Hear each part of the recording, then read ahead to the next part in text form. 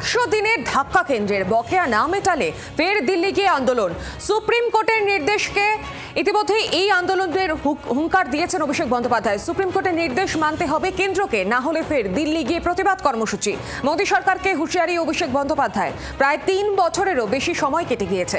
মহাত্মা গান্ধী গ্রামীণ কর্ম প্রকল্পের অধীনে দিনমজুরি কাজের অর্থ পাচ্ছে না বাংলার মানুষজন। এবার সুপ্রিম রায় পাল্টা সুর চড়াচ্ছে তৃণমূল। আপনাদের শোনাবো তৃণমূলের মুখপাত্র কুণাল ঘোষ, তার প্রতিক্রিয়া। এর পাশাপাশি পাল্টা রাজ্যের বিরোধী দলনেতা শুভেন্দু অধিকারী, তিনি কি বলছেন। 100 দিনের টাকা দেয়নি, মমতা বন্দ্যোপাধ্যায় ধর্ণা দিয়েছেন, মমতা বন্দ্যোপাধ্যায় চিঠি লিখেছেন, অভিষেক বন্দ্যোপাধ্যায়ের নেতৃত্বে দিল্লিতে ধর্ণা হয়েছে, গোটা তৃণমূল কংগ্রেস পথে নেমেছে, বিজেপি তবু দেয়নি। হাইকোর্ট নির্দেশ দিয়েছে দিতে, দেয়নি।